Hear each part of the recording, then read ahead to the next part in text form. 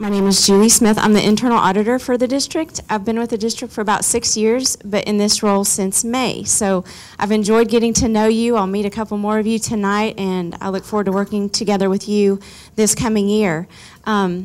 We have so many great speakers tonight. I feel so fortunate, and you are going to hear some awesome messages from our Director of Fine Arts, from our Facilities Coordinator, from 2 banking specialists in the community, and then I'll wrap up at the end with some IRS and some day-to-day operations things. So we have a busy schedule tonight, so I won't waste a whole lot of time. I just want to thank you for your service to the district and to your programs. You really are a critical element to the success here at the district, and I certainly appreciate everything you go through in visiting with all the sacrifices you make, so thank you so much. Another housekeeping note, the Booster Club manual you have in front of you is also available online. There's an electronic copy. If you go to my department webpage under Departments, Internal Auditor, Booster Club Information, you will see a Word document. The neat thing about the Word document is any hyperlink you see in the book, you can just click on it. It'll take you to an IRS form. It'll take you to a state website. So feel free to utilize that copy as well if you didn't pick up enough copies here. So with that, I am going to turn the microphone over to our Director of Fine Arts, Mr. Dean Muths.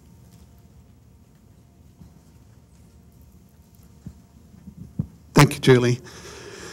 Good evening. Glad to see everybody. My name's Dean Muths. I'm the Director of Fine Arts for Clear Creek, and I work along with a lady named Mary Lou Johnson, who's the Coordinator of Fine Arts, and together she and I oversee the Fine Arts Department, which is 190 teachers, about 80 secondary programs, and so a lot of people and a lot of things going on for fine arts. Can I see who are fine arts boosters? Raise your hand if you're a fine arts booster tonight. Athletic boosters and ROTC, those type, others. All right, good deal. I'd just like to know who I'm talking with. How many of you have been here before to this meeting? All right, so the rest of you are new. And first of all, I want to start off by telling you thank you for everything that you've done to get yourself into this position. That's brave of you, and you're stepping up, and you've got something inside you that drives you to support at an extraordinary level, and I appreciate it. It takes a lot to be an officer at a booster club or to take over one of the officer positions, and so first of all, I appreciate that. Second of all, I appreciate the fact that we have our booster clubs and what they do for our programs. The district gives us a lot of money to support our programs and so that we can do the things that we do. But they do not give us a Cadillac or a Rolls Royce. They provide money for a Honda. And so, and that's great. And I'm really proud of that. And I think that alone, that experience would be a fantastic experience for the kids that are in our programs. But what the boosters do for us is they provide a service for, first of all, raising funds and supporting the efforts to do above and beyond just a typical experience in fine arts or any of the programs that we're in. And so through you and through the work that you do as a booster, it enhances that educational experience for the kids. And we raise millions of dollars, literally. Fine arts boosters raise millions of dollars each year to support our programs, and that's massive. And we reap the benefit of that. And so I want to thank you for everything that you do and all the support that you give us, because we literally couldn't do it without you. And I just want you to encourage you to keep moving, even when it gets hard and things get tough, just to keep doing what you're doing and have faith that what you're doing is really impacting kids in our programs in a huge way. And we're very, very thankful for that. Second thing I want to talk to you about is what your role as a booster officer is and being a part of a booster club. Your role is to support that program and to support the director that's running that program. Some of my directors are older than y'all. Some of my directors are younger than you. Some of my directors could be your children. Some of my directors could be your parents. And so that's quite a wide variety of directors that we're dealing with. And so there's not just a good, solid way to deal with every single director. They all have their own personalities, and I give them a lot of autonomy because I give them a lot of responsibility. They're responsible for this program that we've put them in charge of, and for getting things done and providing a really world-class experience for those kids. What I need you to do is understand that your job is to support that director and what they're trying to do. You have a lot of ownership, though, in a program. And so with ownership, the time that you put in, the effort, the sweat, the blood, and everything that you pour into the program, there comes a feeling that sometimes of entitlement, like you should be calling the shots and things like that. And I really want you to fight that urge. I want you to work in tandem with those directors, and I want you to make sure that you understand that what we're trying to do is help these directors grow. And so I have young directors that are doing this for the first time, and they need support and they need encouragement. What they don't need is criticism and speculation and all those types of things. And so I want you to make sure you're doing things as a booster that are helping to grow this person, to encourage this person that's in charge of this program, to support their ideas and their thoughts and their vision. And that's tough to do sometimes, but I just want to throw it out there because I'm trying to grow leaders, and I need your help in order to do that. Let's see, the other thing that I wanted to talk a little bit about is the fact that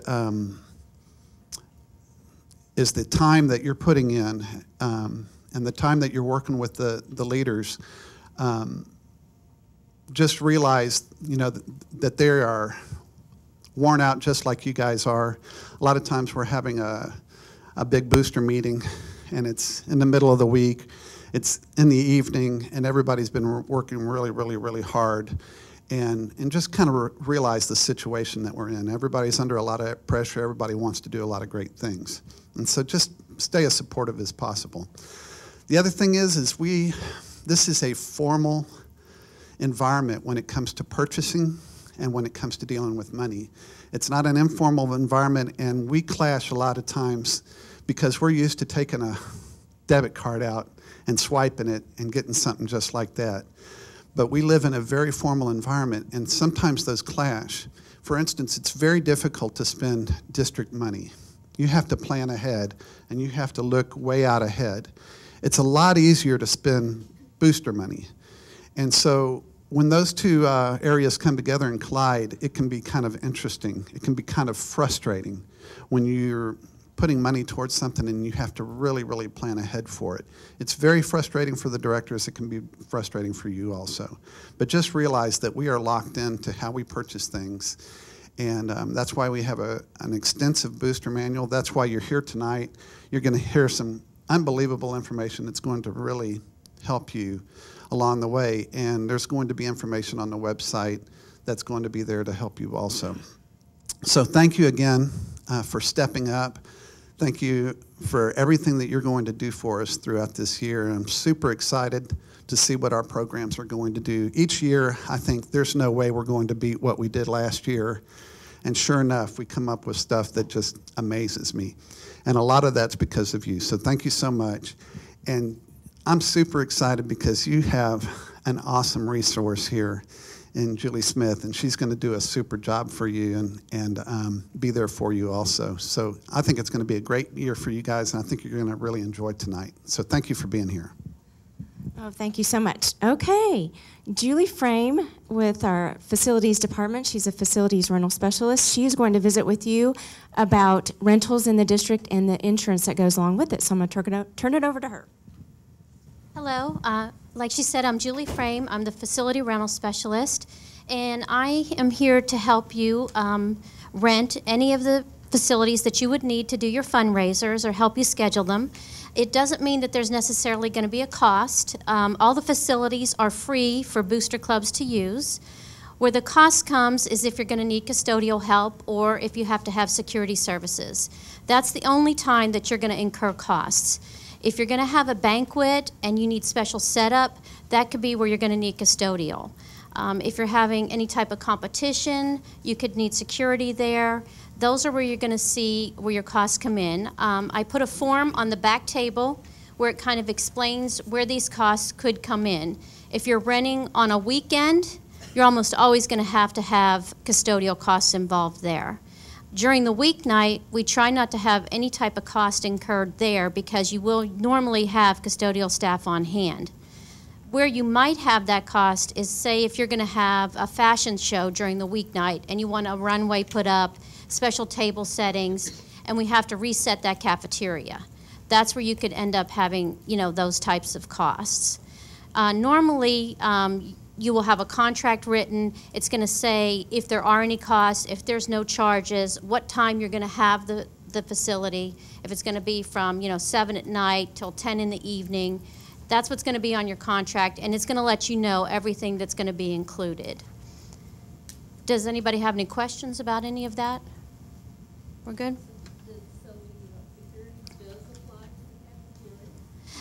Security is going to apply, number one, if you're taking in money. You're almost always going to have security if you're going to take in large amounts of money. There's going to be a police officer there present if you're going to have a lot of money coming in. If there's any type of competition, you're going to have a police officer. And the rates are $30 an hour for a minimum of 4 hours. And all these rates are on the district website, and you can see it on PDF. So like if you were to have, if you're in athletics and you're having a volleyball tournament, you're going to be required to have security. Or if you were having a basketball tournament. Anybody else? Yes, ma'am. If you submit a request for a facility, how long can you expect to wait before you get an invoice for that? When you submit a request, like if you submit a request, like say tomorrow online on the district website, but your request is until November, it might take them a little while they look at the calendar at the campus. But normally most Booster Club requests are honored. Unless they have a in-house event for the children, you're normally going to get what you want. So there's normally not any Booster Club events that are declined. The reason they would decline it is, say you want to have a Booster Club fundraiser and they're having a concert that night. They may say, no, we can't do it because we're having a concert, and it just is going to clash. But a lot of times you have a lot of give and take with school secretaries. Say if you're working with your band director, he's going to say that's not going to be a good night for us because we already have these events going on at the high school. Now I wanted to talk a little bit about the insurance. All the booster clubs are required to buy the insurance because anybody who rents or uses a district facility is required to carry that insurance policy. And everybody should get that paid for as soon as possible because Julie is going to send me the list of who has paid. And if you go to plan an event and you put your request in, and when I send you your contract, I'll ask for the contract and the insurance. If you haven't paid, you're not going to be able to have your event until the $50 is paid. I had some groups last year that they hadn't paid and they had to scramble to get their insurance payment in so they could have their event. Yes, ma'am. I have a question about Booster Club insurance. If you're holding an event not on school property, does that insurance policy cover you? I don't know if you would have to check, but it covers all of the events that you have on district property. Who would you check with if it was off the? I guess we'll have to check. Joe Pugh is the one who issues the policy. Oh, okay, and his contact information is in the book, she said.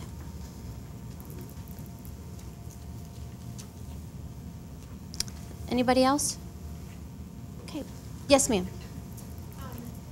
Would the fee for the security also go for like a UIL or region type of competition for the cafeteria area? Well, We didn't do that last year, I'm just wondering. as far as UIL competitions, they're not usually, It was like a region for choir, that's usually booked as an in-district event, and they usually have security there, but that's not coming out of the Booster Club. Yeah. There are in-district events that they have police officers there, but that's not coming out of a booster club. So, I mean, and there are certain events that are going to happen at a school that you're going to see police officers there, but that doesn't mean it's coming out of your account.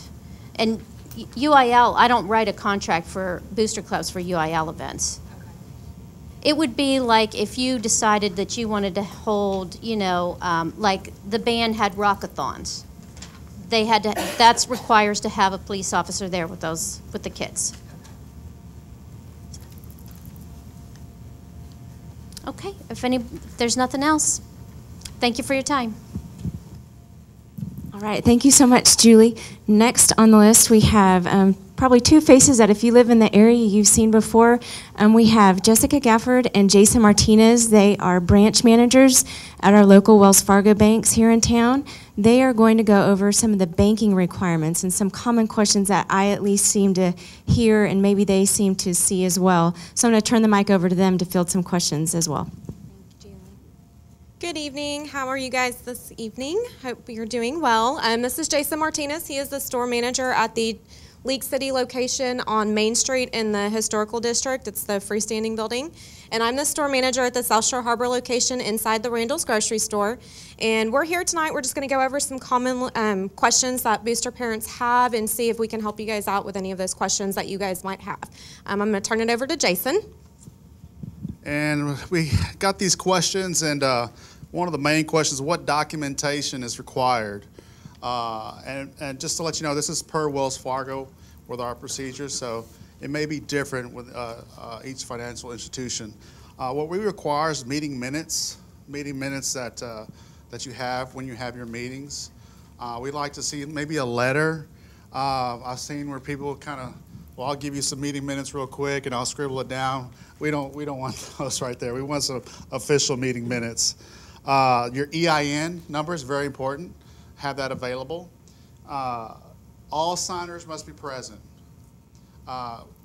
With the signers, we need 2 forms of ID, a Texas driver's license and like a credit card or debit card. So you have 2 forms of ID. What we do is we set a profile and we set it for the booster club and put it together, everything together. Now we can make it a lot easier for you. We can set an appointment with us. You can call a branch of your choice, or you can go online to wellsfargo.com, choose a branch of your choice, and you can set an appointment with a banker of your choice. And they'll get that message through their email, and they will actually contact you and follow up with you on that appointment. So that's just to make it convenient, for you. What documentation you need to change signers? That's a big one. When you're changing over to another year, another month, or something happened in between the year. Updated minutes. Another letter or meeting minutes that you have that's updated. Who's going to be taking over the account? And the current signer. You're going to have a current signer come in to make all those decisions. So we need that current signer and the person that's coming in also to update that account on that account there. But other than that, I want to pass it back over to Jessica. She's going to go over like how many signers and how we complete the transaction for you, okay? Okay. Another question that we see a lot is how many signers should be on the account. Really, that's going to be up to you guys' preference, but just in what we've seen, sometimes it's easier to have just 2 or 3 key signers on the account. For those of you that are traveling booster clubs, you might want to consider who would be traveling, and those might be the individuals that would be on the account. So if something were to happen, they could go into a location and get any issues taken care of. With that being said, through Wells Fargo's online banking, we actually have capability to give a guest user access. So what that means is anybody that's associated with the booster club that might like to be able to check statements and activity can get a separate username and password to go on, and they can only view the transaction history. They couldn't do any transactions, but it would give them capability to look at what's going on the account. Anyone can make deposits into the booster club account, so it would just be like withdrawals and writing checks that would need to be a signer. Wells Fargo only requires that one signer sign checks. Now, I know that some booster clubs have practices where there might need to be 2 signatures or a signature and initials. Whatever you guys need to do for your procedures is fine. We're just looking for one authorized signer on the check. When you have a need to close an account, we only require that one current signer come in. They can close out the account. From there, we'd issue a cashier's check in the name of the booster club if you were switching banks or whatever you needed to do. And then last but least, the dreaded word, fees. We have several different account types, so depending on what your booster club's needs are, we can place you into an account that's not going to charge you a monthly service fee.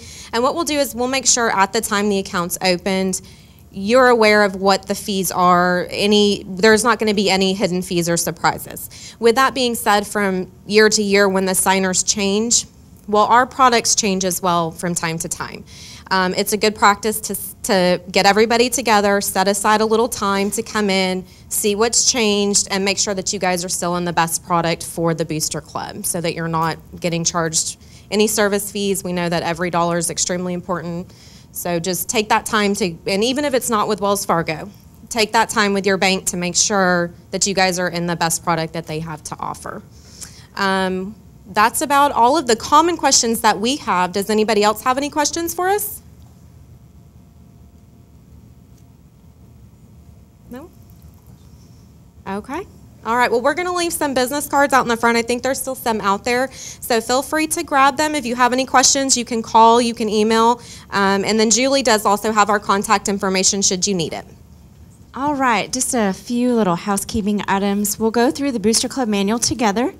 I have a copy up here. Do not stress if some of your people from your Booster Club that attended last night have a blue cover and your cover is white. It's exactly the same content. It's just the print shop just used a different color front page, so no big deal. I also mentioned that the electronic copy is available online and that we are recording this meeting.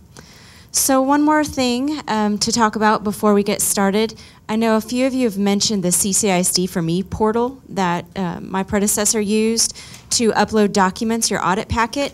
CCISD for Me is being phased out in 2014. So if you tried to log on, hopefully you received a pop-up box that said contact Julie Smith, because I would prefer that you just email me or fax me your audit packet. You can also mail it to me, but since that's being phased out, I just wanted to go ahead and shut that down. I have uploaded the packets that were already submitted, so don't stress if you've already submitted that. Then also the insurance check that Julie Frame talked about earlier. If you've submitted it, thank you so much. Since we had some turnover in the office, I'm being very flexible with the due date. But as Julie mentioned, if you have a facility rental coming up, you really, really need to get that in. It's $50 made payable to CCISD, not to me, but delivered to me at the Education Support Center. My address is in the book and the front page of the contacts. Also, one last thing. My email address is jsmith11. For many of you that have filters maybe at home or at work, my email address oftentimes goes into your junk mail. So if you haven't heard from me, please check your spam folder or your junk mail folder. Also, I'm utilizing a third-party website called Constant Contact. There are 200 booster clubs in CCISD and approximately 5 to 10 people per booster club that want to hear from me. So can you imagine managing 1,000 contacts for people that want to subscribe and unsubscribe and add and forward. So I'm using Constant Contact. They're an amazing partner with me. And there again, emails may go to your junk mail. So just check that periodically to make sure. I aim to send a newsletter once a month. Promise not more than that. If there's something super, super, super pressing, I'll send a notice out, but I won't bog your email down with emails. So let's go ahead and get started. The contact list on page 2 to 4, I divided it out by school, by regulatory agencies, and then by our insurance agents. So the contact list for the high schools and the intermediate schools are just principals. It has their phone number, their address, and their district website address. The district contacts that you should be dealing with include myself, the Director of Athletics, the Director of Fine Arts, and our Facility Rental Specialist. Our contact information is in there.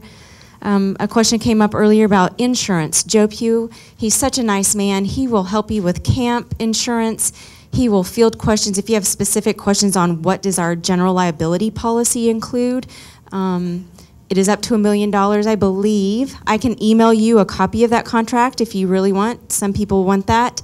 What it does not include, a question came up last night, it does not include D&O insurance, which is director and officer insurance. It protects you from being personally sued.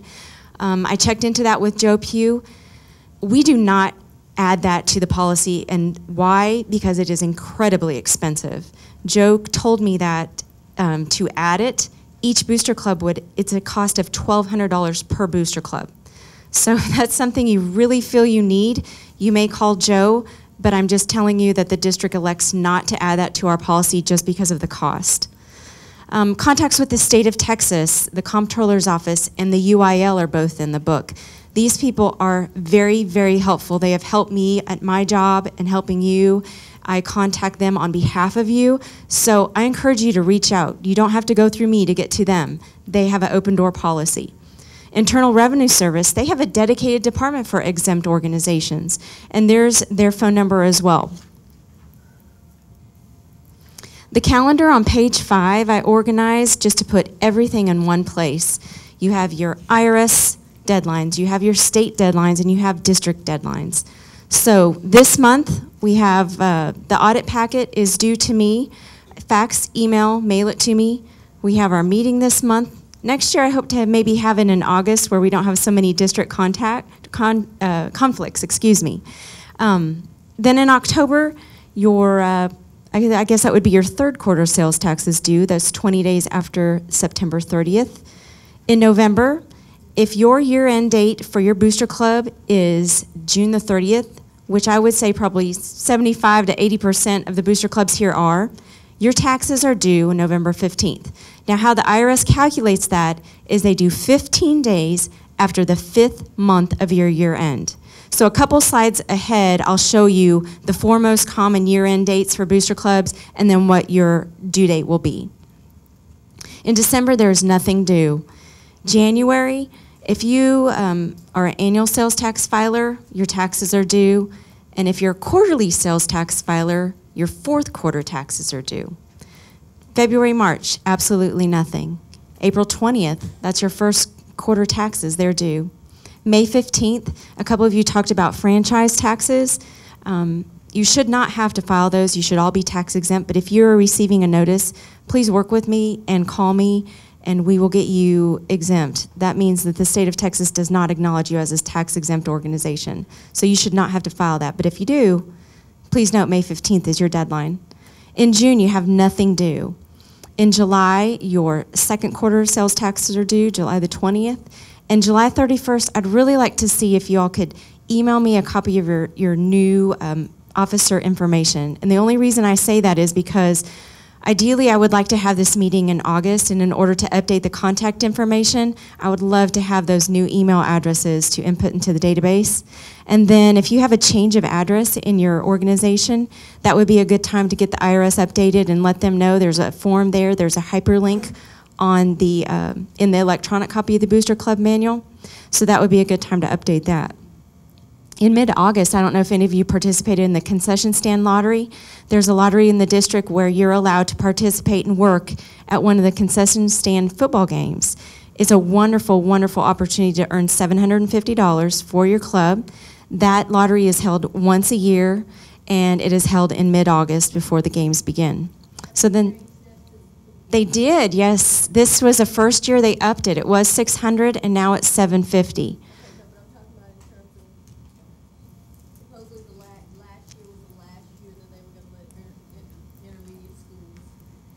That is correct. It is just for high schools and no football booster clubs. So high schools, but no football. So, does it include a parent booster club? I'm not aware of any parent booster clubs we have. Oh, yes. We don't have PTA. Yes.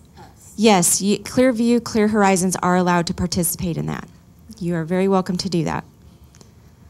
Okay, so then that brings us to September, and we're back here talking and training. We're submitting group liability insurance payments, and we are submitting your audit financial packet. So a few things on the calendar I talked to you about. Their most common Booster Club year-end dates are May 31st, June 30th, July 31st, and December 31st. So you can see 15 days after the 5th month, there's your deadlines for filing your taxes. And we've already reviewed all the quarterly due dates. So I'll skip right through that.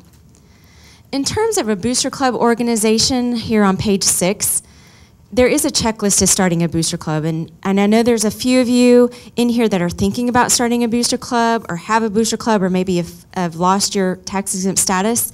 There's a few things you will need to get tax exempt status. You'll need a name, an EIN number, bylaws, and a list of officers. If you want to be added to the support group, you need to contact me because there is a letter I send to the IRS along with a copy of your bylaws to ask the IRS to add you to the support group. Now, I feel like there's a little bit of confusion about the purpose of the support group. There is only one purpose. It is to eliminate the filing fee that the IRS would otherwise require that you pay. And the filing fee to become tax exempt can range from $400 to $850, depending on the gross receipts of your organization. And that limit is $10,000. So that puts most of the booster clubs at the $850 level. So remember, that is where the benefit stops. If you are an organization that did not get rolled up under the support group, but you are tax exempt, there's no additional benefit. You don't need to contact me and say, hey, I want to be part of the support group, because there's no other benefit to you. So keep that in mind. It's a simple little process, and if you do need to be added to that support group, I need a copy of your bylaws and a copy of your EIN. On the bylaws page, it's simply to talk about what is their purpose. Bylaws primarily just deal with your operating guidelines of your club. And they will vary from club to club. They will vary from campus to campus because it is specific to your organization. The choir booster club at Clear Lake Intermediate may be completely different at Victory Lakes Intermediate. So while it's great to share ideas, you really need to tailor them for your group. And they will change. It should be a flexible item that changes, a fluid document, because you might have amendments and you might have specific circumstances for students with hardship cases. Everything's going to be different from club to club. I did put a generic example of bylaws in the back of your Booster Club manual in case you need to change a few things, so at least you have some sort of template. Something new that was added to the Booster Club manual this year is rules for dissolution. If your club decides there is no support for membership, or maybe there's just not a need for a club, it's okay, but there's a process that you need to go through in order to dissolve the Booster Club. And the first one is to vote by general consensus. You just take it to a vote with your group. You dissolve it. There's a few forms that you'll fill out, one with the state, one with the IRS. I'll go through that later on. And that will close down your Booster Club. A second method for closing down a Booster Club is, say for some reason the Booster Club becomes insupportable or there's discord in the group. As a campus administrator, they have the right and the privilege to step in and to either shut down the Booster Club or reform the Booster Club. So that language is now included in the bylaws, or I'm sorry, in the Booster Club manual. The Booster Club organization and officer roles found on page 9 through 11 details the kind of the mechanics of who's responsible for what. I won't go through that with you, but if you are one of those members, you can kind of look at your duties, your roles and responsibilities and what they include and what they may not include. In regards to special committees on page 12, note that special committees have a specific purpose for a finite period of time. If you're on a fundraising committee, maybe that only entails August through December. So once that purpose is over and concluded, that committee should shut down. Same way with scholarship committee. Maybe that's a January through June kind of thing. So the purpose is to start it up and then shut it down. And be aware of conflicts of interest. If you are a parent of a senior, say for example, please do not serve on the scholarship committee. You can understand how that would create a conflict of interest. So please be mindful of that when you volunteer for those special committees. So let's dive right into the IRS. The IRS, they are a big organization, but like I said, they do have a dedicated group specifically just for exempt organizations. They have a very robust website, just like the state does. They have searchable databases if you want to find out if you're revoked, if you want to find out if you are in good standing, if your taxes have been accepted. That's public information. You can search that and find that out for yourself. Your EIN number, some people think that just because I have an EIN means that I am tax exempt. No, I'm so sorry, it doesn't. An EIN is simply an identifier. And so what you have to do is you have to link that number to a tax exempt. And so there's a process that you have to go through that. A new IRS requirement for any booster club that is thinking about becoming an official tax-exempt organization is the IRS requires the name and social security number of a responsible party. And I know that kind of is unsettling to some parents, but it's when I call the IRS about it, they assure me that there's no financial liability, personal liability to you. They just need an identifying person, a contact person, should something go awry with the account and they need to contact you. So you can put in your president, your vice president, anybody that would be willing to do that. So let's talk about what 501c3 means. 501c3 means a tax-exempt organization. There are different kinds of 501c3s, and I won't get into all of them, but all you should know is you are a 501c3 public charity. You're not a private charity. A private charity has different reporting requirements, and they raise funds differently. You are a public charity. And all CCISD boosters should be public charities. The tax code states that as a 501c3 public charity, it must benefit a group, not individuals. You cannot raise money for one single child unless they have a hardship case. That is the absolute only way that that can work. Otherwise, the funds you raise have to be shared equally across the group. Secondly, you cannot require a person to fundraise for membership. That includes students and it includes parents. And third, you cannot require members or students to raise a minimum amount of money. These are just rules of a 501c3. If any of those are not adhered to, you could really put your group in jeopardy of losing their tax-exempt status. So I'm sure some of you have seen this letter with the little kids on the top. If you have, I really want you to email me or call me. This letter I've found has created a lot of confusion, and why? Because the district's EIN number is on there, and that should not be used. When you go to present this letter to a vendor or to the IRS or to the state of Texas, you need to have your name and your EIN number on here, not the district's. So I will be happy. I've done it all day today from the meeting last night. I will be more than happy to issue you a brand new letter. Just email me and let me know your EIN. I'll verify it on the IRS database that you're okay, and I'll send that to you within a day. Your federal tax filing requirements are a little bit different, as I mentioned before, than the state. They're only due once a year, but there is a consequence if you do not file them for 3 years.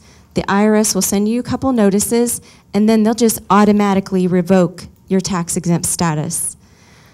When the support group was created in 2009, I get the feeling at least that a couple people thought, well, because I'm under the support group, I'm part of this parent organization, I'm a subordinate, I don't have to file. CCISD will file for me. Well, no, that's not really the way it was set up. You're still a separate business entity. You still have a legal requirement to file taxes on your own. So if you are in one of those positions where you are revoked, there's a process. I'll be happy to walk through it with you. It's outlined in the book. There's 2 methods for reinstatement, and I'll go through those a little bit later. There are different forms that booster clubs with different gross receipts have to file. If you are a booster club with gross receipts of less than $50,000, you have the benefit of filing your taxes online. It is a third party that partners with the IRS. It's an e-postcard. It's super, super simple. On the electronic copy, there's hyperlinks to the form, and then there's hyperlinks to the instructions. It utilizes a login system, so I'm not able to log in and see. It's a login password system. So you can pass that on from year to year. Just change the password as you go.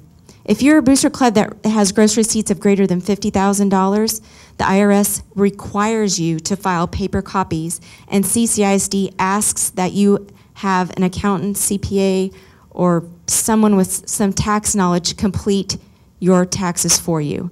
There's quite a bit more requirements that are needed in these Form 990s and Form 990 EZs, and it can be quite confusing. So for the bigger booster clubs, that's a requirement on you.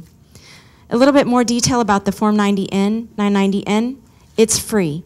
I've seen websites out there that want to charge you. Please do not pay that. The IRS allows you to file it for free. It utilizes a login password setup. So your user ID will be your EIN plus the first user is 01. The second user would be 02. If you just have one user all year long and you pass that down from year to year, that is completely fine. It's up to you. But just know that when you pass it off to your new officers next year, make sure to tell them to change the password. Now, if you're unable to file your taxes online, there is certainly a reason. And you should, when you hit submit and you see revoked, you can either call the IRS, but here's 3 very common reasons why you will not be able to file or why it was rejected. 1, you may be revoked and you don't even know it.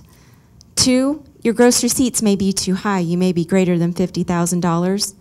Or 3, you're never awarded tax-exempt status in the first place. I think some people thought with that little kid letter that they were automatically tax-exempt. There's several reasons. Maybe it just never was processed by the IRS. So it's an easy process. I'll send a letter. We'll get you back an exemption. The paper forms, 990, 990 EZ, paper form, no online filing option available. Must be prepared by an outside firm. And the cost of those services will be paid for by the booster club. On page 17, it talks about what happens if you lose your tax-exempt status and how do I shut that down. If you lose your tax-exempt status, the IRS sees you as a taxable corporate entity, like any other U.S. corporation. So what does that mean? That means you have to file a taxable entity federal filing. Since I'm not a tax professional, and we don't commonly deal with this at all, I can't say I'm the best expert on it, so I would, there again, go out and maybe get a tax accountant to help you with this if you're in a situation where you need to file that. As I mentioned before, if you have a change of address or a change of responsible party, the IRS certainly would like to know in order to correspond with you, and there's a one-page form that you can fill out to submit. I've heard that there was a requirement for booster clubs to have P.O. boxes in the past. I do not make it a requirement to have a P.O. box. All I want is somebody to look. If you're going to have a P.O. box, that is fine, but please check it. If it would be better for the president to have the mail sent to their house, at least somebody's opening it and going to the mailbox every day. I would just like somebody to be responsible and look at the mail. So the only thing I would ask that you not do is do not put the campus address on any sort of correspondence. Those poor campuses receive a plethora of mail, and by the time it would get back to you, it probably would go to me first, and I would send it to you. You could already incur late fees and interest charges from someone. So just make those kind of notes in terms of picking your address. Page 17 to 19 talks about the 2 methods of reinstatement. You do have 2 choices if you lose your tax-exempt status. 1, you can keep your existing name, your EIN, all your banking account information stays the same. However, you will be filing on an individual basis, and what does that mean? That means you'll have to pay that $850 filing fee, and you'll have to file a Form 1023, which is an application for tax-exempt status. I'll tell you right now, it's a 28-page document. There's a lot it's not applicable, but it's still pretty daunting. You need to have 3 years of your financials available. I mean, it's exhaustive. But there again, the benefit is you're not changing anything. You're keeping status quo, no banking changes, no document changes. For some clubs, that is completely worth it. You will have to refile with the state of Texas for your tax-exempt status, but there again, your name and all that stays the same. Option number 2, you completely dissolve and shut down the old club. What does that mean? That means you have to notify the IRS that you're shutting things down. You have to notify the state that you're shutting things down. And then you have to start from scratch. You think of a brand new name. You have to get a new EIN, new officers, new set of bylaws, and then you contact me and I'll add you up to the support group. What's the benefit of that? All that headache? You get to do it for free. So you really kind of have to do that cost-benefit analysis and weigh out the options in your mind and decide which is the best route to take. Okay, let's quickly talk about the State Comptroller's Office. I know Chris went over quite a few things. The one thing I want to point out is the Form AP 204 that he talked about is their form of requesting tax-exempt status. Of all the forms you have to fill out, this is by far the easiest one. You literally check a box, say that you're a parent booster organization, fill out your name, your address, and you send it to Austin. It's an easy, easy, beautiful thing. And it'll eliminate your need to file franchise tax. Losing your exemption with the state. Well, it's kind of a funny thing, the relationship between the IRS and the state of Texas. They initially tell you that the IRS and the state don't talk. So when you become tax exempt with the IRS, they won't tell the state of Texas. So that's why you have to go through that extra step of applying for tax exempt status with the state. But guess what? When you lose it, all of a sudden they become best friends. And they tell the state of Texas, hey, by the way, did you know that such and such booster club lost their tax exempt status? So guess what the state's going to do? They're going to do the same thing. And all of a sudden, you lose your tax privileges, your tax exempt buying power. You lose that. You're going to have to file your franchise tax. So it's kind of an amazing thing that goes on, but I just wanted you to know that they do talk at the end of the day. The web file that Chris mentioned earlier, it is a free service available 24/7. It also utilizes a login password. So if you call me and say, hey, Julie, can you check if I paid my taxes? I really can't, because I don't know your login, I don't know everybody's password, and I shouldn't know them either. So log in, see if you have it. Your login file should be on any of the correspondence from the state. It's going to be in the upper right-hand corner starting with an XT or an RT. If you do not see it, do not find it, I put a phone number in the Booster Club manual. You can call the state and request this. There's even an electronic, a voice prompt. You type in your EIN number. If you can type in your gross receipts, they'll give it to you over the phone. It's pretty amazing. Failure to file taxes, Chris talked about that as well. Late fee plus interest, $50 per quarter, and yes, they will send you a daunting bill that most of the time they will wipe away if you call them. They're a very, very nice organization. So just communicate with them, get clean with them as fast as you can, pay up, and call me if you have any questions. Franchise tax we already talked about. Change of address. The state of Texas actually lets you do it online, which is so nice. If you have a change of officer, change of mailing address, you can do it online. You can also visit those 2 Houston field offices, open Monday through Friday, 8 to 5. I'm a person that likes appointments, so walk-in service is kind of scary for me. Bring a good book, bring your iPad, your Kindle, your whatever, and go there and expect good things. UIL, we didn't talk about a whole lot, but if you do have questions on specific issues, there is a gentleman in Austin. He is a Booster Club liaison. That's actually part of his title. His name is Daryl Beasley, and feel free to call him or email, because you know, the issues that you deal with on day-to-day and the creativity that you can think of in terms of what to do for the athletes or what to do for the students is pretty amazing, but you also want to be very, very aware of how it could impact a student's eligibility. So please give him a call if you have any questions. Gift rules for UIL can be very tricky. CCISD recommends that you just give no gift outside of nominal value to students, because the Booster Club laws for gifts were enacted so long ago that there is a rule that you can give a child, I think it's $70, and that was originally enacted to cover the cost of a Letterman's jacket. Now, I graduated a long time ago, and my Letterman jacket cost a lot more than $70, and it wasn't fancy by any means, but It's just such a tricky law with so much fine print that we just kind of say, hey, err on the side of caution, and please don't give gifts to athletes. Now, your sponsor and your coach, they can receive a gift, but it's $500 over the course of the entire year. Now, what does that mean? That could be kind of tricky too, because what if that coach coaches volleyball in the fall and then maybe track in the spring and maybe helps out with the choir or something? So what if each of those clubs gave $500? Oops, we've already blown through the $500 per year limit. So you see how that can be very, very confusing, and it's a big responsibility. So just be mindful of that when you're giving gifts to coaches, and no cash. It has to be something tangible. A gift card is permissible, but absolutely no cash.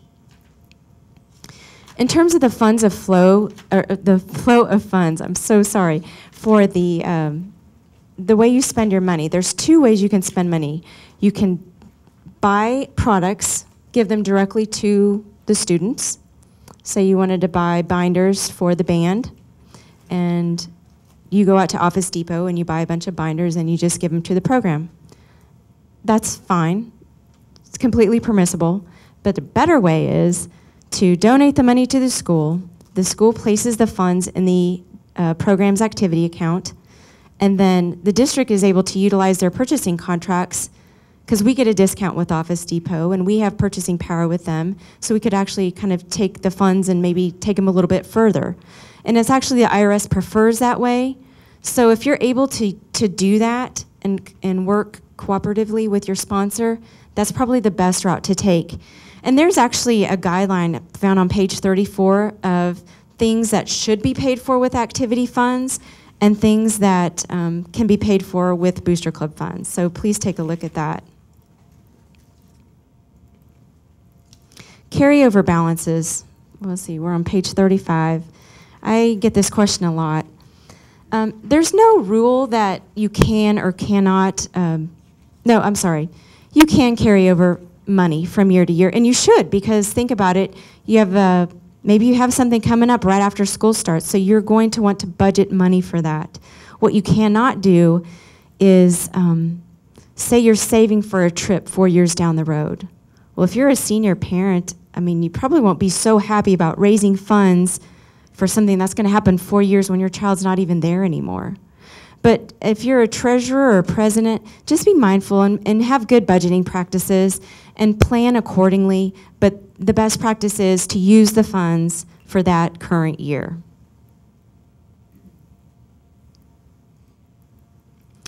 Outside food sales. If there's any time that you all want to raise funds by maybe bringing in Chick-fil-A or some other vendor, just know at the high school that cannot be done in a place where food is sold or consumed. And where is that? That's in the cafeteria. And the reason we say that is because it's not a district-imposed rule that we are placing on you. It's a Texas Department of Agriculture, and it also puts in jeopardy our free and reduced lunch program. So please don't do that. You can have it in the lobby or the hallway. Your campus administrator will also be able to tell you where that can happen, but just be mindful of that. Intermediate schools, they cannot happen during the school day. It's only after the last bell rings. So just be mindful of that. In the elementary schools, it is not permitted to bring in outside food. We talked earlier about the concession stand lottery, so I'll skip over this part. Donations. If you happen to donate money to the district, upon receipt, the district should issue you a donation acknowledgement form. We have to report that to the board every month. So please know that you will get that in the mail. If you've lost your tax-exempt status, unfortunately, your donation will not be tax deductible. So that's a bigger incentive to make sure you keep your tax-exempt status up to date. Donation forms should be kept with your club records. It'll be part of your records that your audit committee will probably review at the end of the year. Now, if you happen to make a non-monetary donation to your club, I'm trying to think, maybe you donate a trailer and you want to donate it to the club, the district will also send you a donation acknowledgement form, but the asset becomes property of the district. We will title it in our name, we will insure it under our policy, and then upon disposal of that asset, should it completely depreciate or maybe we need a new trailer, we, by law, have the right to sell that, and we will keep the funds, we will either put it back in the program or we will use the funds to immediately replace that asset. I know there was some question about that, but I just wanted to make very certain that you all understood the non-monetary donation policy. A few people have asked about the audit of the Booster Club. This is not a daunting process if you happen to sign up for the audit committee. Actually, no officer of a Booster Club should be on the audit committee. It should be members of the organization that have an unbiased, they're not involved in the day-to-day operations. I've made it very, very easy for you. In the back of your book, there is, if you look in Exhibit 1, page 55, I've actually made a checklist. So if you're on the audit committee, all you have to do is go down, look through. I've told you what to look for in bank reconciliations and bank checks and receipts and disbursements. So go through that. I've really tried to make it very easy for you in reviewing the records. So say once you've gone through the records, you find out there's several things that you want to report. So I've made 3 categories, and you can think of it as letter grades, A, B, or C. If you have a category 1, which means an A, that's a clean audit, no material findings. I put a template in there that you can report that. I've also put a template for a category 2, which is we found a few things, but for the most part, they're doing a pretty good job. There's a template for that. Category 3, there's material exceptions. There's things that are definitely noticed. Maybe there's not backup to a check, or maybe a deposit didn't match a bank statement, nobody caught it. Things like that, your incoming officers should know. So once you have that, there's an audit cover page. You'll put all this together, you'll scan it, you'll email it to me, and going forward, I'd like to see those due every September 1st. That way there's no question about it. Since most of your year ends are June 30th, that should give you ample time to at least get the June 30 statement, be able to review it, and send it to me by September 1st. If you ever have a problem, just always email me. I'm very flexible. I understand everybody's pulled in 100 different directions, so just please let me know if you have a delay in submitting that.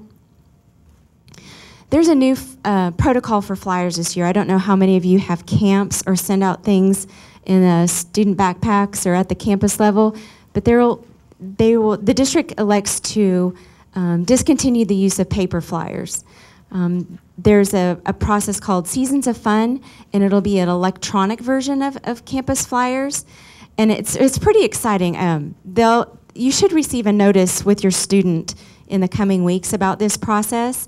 You upload your camp document, and it'll be approved by the Office of Communications within 3 to 5 business days. And then that will be posted on the district website, on the campus website, and it'll be updated twice a month. You can even opt in to receive electronic notifications when the new Seasons of Fun is posted. So as a reminder, on the 15th and 30th of the month, you should receive a reminder that, hey, Seasons of Fun was updated for your specific campus. Go in and look what's all going on in this month. And that's what the flyer that will be coming home looks like.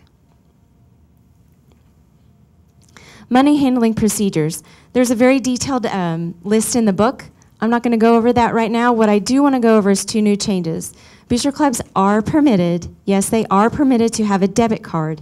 What is a debit card used for? It's for purchases. So as you would with any check that you write, just keep detailed receipts, but know that you can do that, and no cash withdrawals. Credit cards. As a 501c3, you're not able to take on debt, so you're not able to apply for a credit card, but you are able to accept credit cards. PayPal and Square offer awesome discounts for 501c3s. So if you want to take credit card payments for donations, if you want to process credit card payments for t-shirt sales, you are able to do those with those 2 vendors. Now, there may be other companies out there, but I just know that PayPal and Square offer some nice discounts if you give them your tax-exempt letter. In terms of raffles, this process is administered, by the Texas Attorney General's office. It's only for 501c3s, and you can only hold 2 raffles a year. I have 2-3 pages in the book about raffles and the restrictions on them. I do know that you may offer any prize but cash. Cash is not limited. And the prize should be limited to, not that we would do this, but $50,000. That's what the Attorney General's office, I had to say it, it was out there.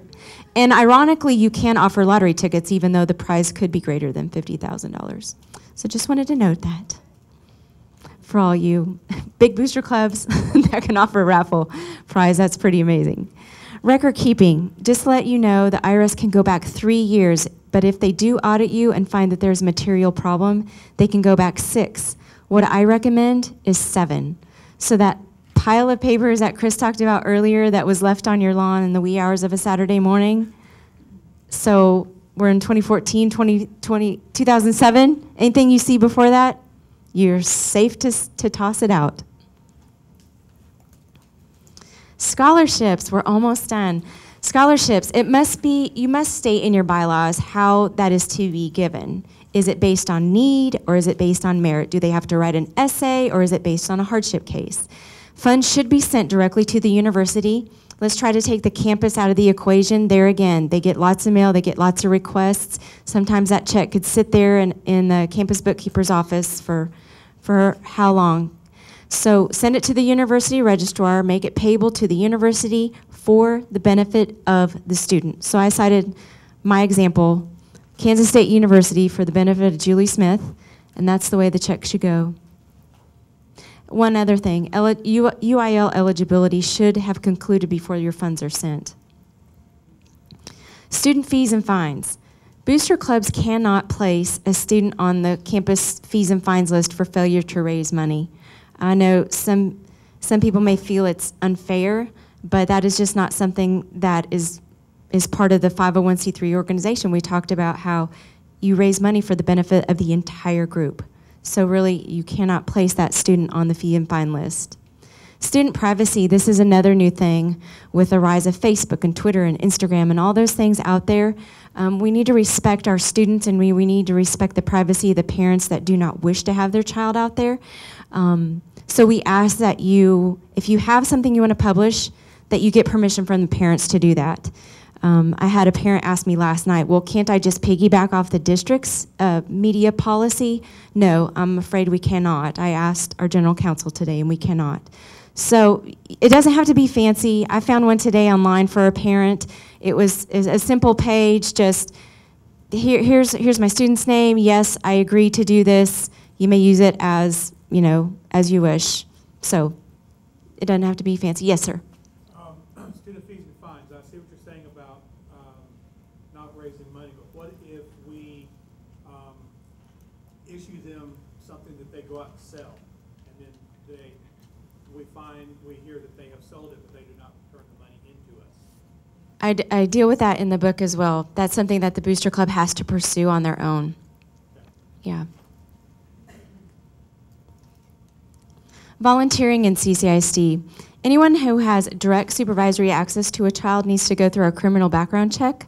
There's an online application form that you electronically submit, and you will be notified. You don't have to submit one for each campus. So you're volunteering for 2-3 booster clubs. When you go online, you pick which campus you plan to volunteer, and you do not need to submit this every year. Okay, so that wraps up the general part of mine. If you read nothing else in the Booster Club manual, please, please, please, please, I made a frequently asked questions section. And these are just questions that I have received in the past 4 months from parents. So take the time, look through them. I've categorized them. You can see I started with advertising. I'm not going to go through them in this meeting since we're already running up against time. But that is the watered down version of everything else in the manual, is easy, quick responses to commonly asked questions. And feel free to call me all the time with questions. I don't mind. I know there was one question back here. I'm sorry. How do we know if a parent who's volunteering has gone through the background check? They can call them. The question was, how do we know if a parent has gone through the volunteer process? They can call the Safe and Secure division of the school district and find out. They would actually have to do that. I don't think you can call on their behalf. No, I mean, they should call. They should really call. But I don't believe that you can call on their behalf to see if they've gone through that. I can double check. One thing I'm going to do, I can get back with you on that. I had some questions I forgot to say from last night that I told people I would get back. So I will get all these questions together and then send out another email blast and, you know, try to answer some of these things that were kind of left hanging. Are there any other questions? No? You guys are great. Okay, thanks for your time. I know we got to get home and get some little people to bed. So thank you again. Email, call me anytime with questions.